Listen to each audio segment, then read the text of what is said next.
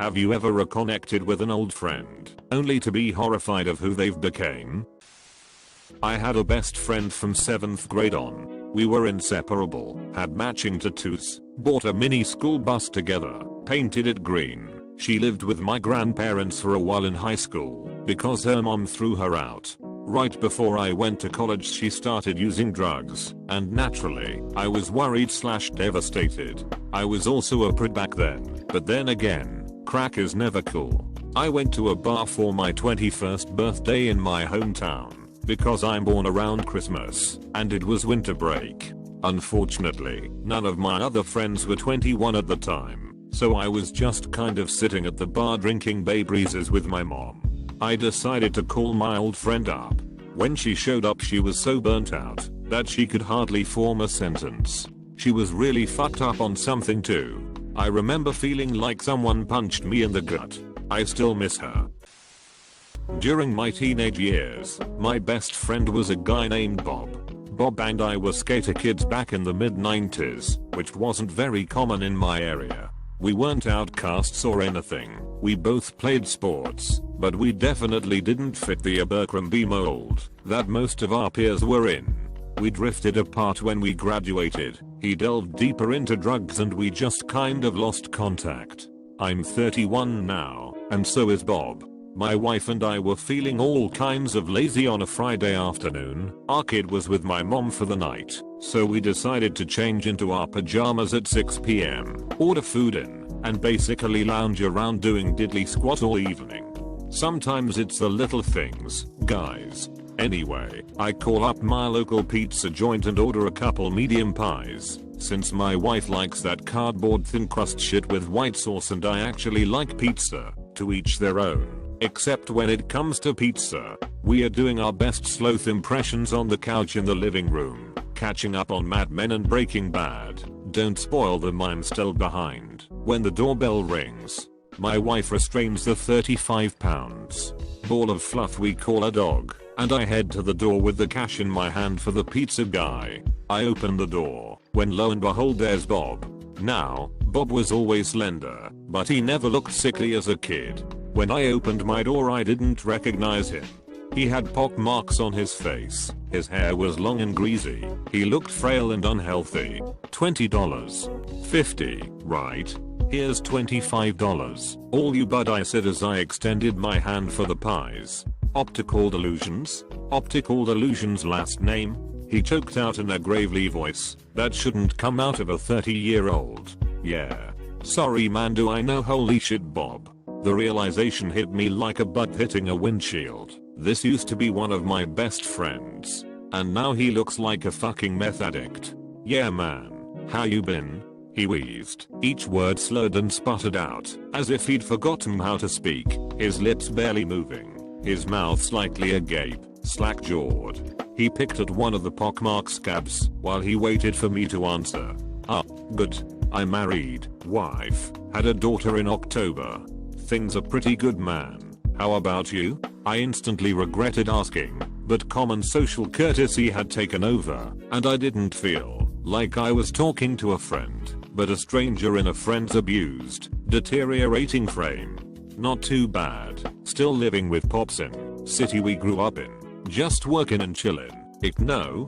His voice was cracking. The words seemed forced and completely devoid of emotion, as if he was answering the cashier at the grocer when asked, "Did you find everything?" That's cool, man. I swear it took me 5 minutes to get that sentence out, or at least it felt like it. Hell, it felt like 5 eternities. Here I am, in my big ol' house in the burbs with a pretty wife and an amazing baby girl and 2 cars and a dog, living the snapshot of the American dream. And here is living proof of how my life cold turned out if I decided to keep doing coke and eggs. I went to a 25-year elementary school reunion where I found out that a guy in my class was now the principal of middle school. He was well respected, well liked and doing a great job. I was very impressed. Back in grammar school he was the crazy kid in class who could never sit still, was always getting in trouble, and was barely passing his classes. After 10 years on the job, while still principal, it comes out that he never should have gotten the job as he had no prior experience or training or degree, and that even if he had all of the right certifications, his arrests, convictions, and jail time would have made him ineligible. This didn't come into play because he forged his fingerprints while applying for the position. All of this finally came out because he was arrested for statutory rape. Seems he had sex with an underage high school student he met online. The kid recognized him as his middle school principal and told his friend about it. His friend told his parents and the parents went to school officials. The kid was 16 and the principal was 44. The case is pending. I had a friend from high school who was pretty chill. We would hang out and smoke weed a few times a week. After high school I stopped hanging out with him cause he was doing harder drugs and always muttered to himself / was super paranoid all the time. This last January he found me on Facebook and wanted to chill, but I declined. A few weeks later he murdered his girlfriend's kids, an 8-month-old and a 2-year-old, with a knife, and then killed himself. The investigator wrote in his report that it the worst crime scene he has ever seen in his 30+ years, as no part of their trailer was not covered in blood. I found out that an individual whom I played sports with, many times giving me rides to practice and games, was running a near multiple year-long internet scam. They posed as a parent whose child had cancer, using pictures they stole from other people and their children around the internet. The scam ended up gaining scores of supporters, and went so far as selling personalized wristbands with the child's "Remember the child is not real" name on it. They are now under investigation for possible money laundering. However, it is not proven that they did or did not. This scam was so large that there are multiple large news groups that picked up and reported the story, which is how I found out. My mind is still blown from my discovery. I got a phone call 2 days ago from someone I've known for 20 years. We haven't spoken in 10. He called me to tell me he has prostate cancer and has around 2 weeks left. He wanted my shipping address so he could send me his most personal items. He refused treatment and isn't telling his family. They live across the country. I'm the only person he has told. So yeah. Horrifying doesn't even come close to this.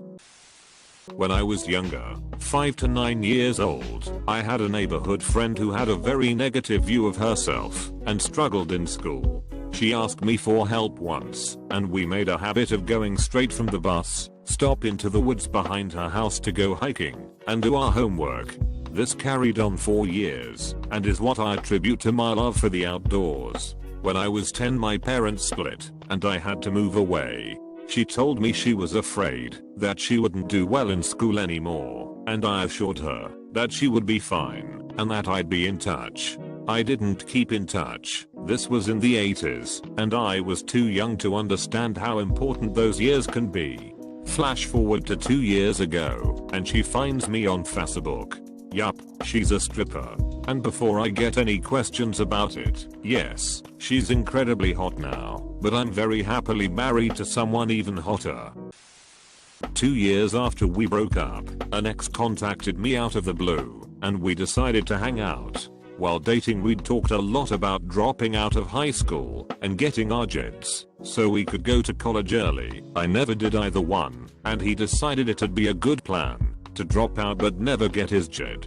He was playing the Yu-Gi-Oh card game pretty much full time. This was a while ago, and living off of his mom. He was living in this shit apartment full of garbage with a friend, his girlfriend, and her baby. I ran for the hills. After going away to college and coming back to my hometown, I was horrified to find out that my best friend turned into a neo-Nazi/KKK guy. This is the same guy that I would have dinner at his house. Mom and dad loved me, and even his nephew. He had gone to the extreme by getting Nazi tattoos and even wearing racist shirts. He still was very nice to me and invited me over where he was proudly displaying his rebel flag, tats, Nazi symbols. It was hard for me to think this was my friend who would pick me up every day for school and drop me off. By the way, I'm a black female.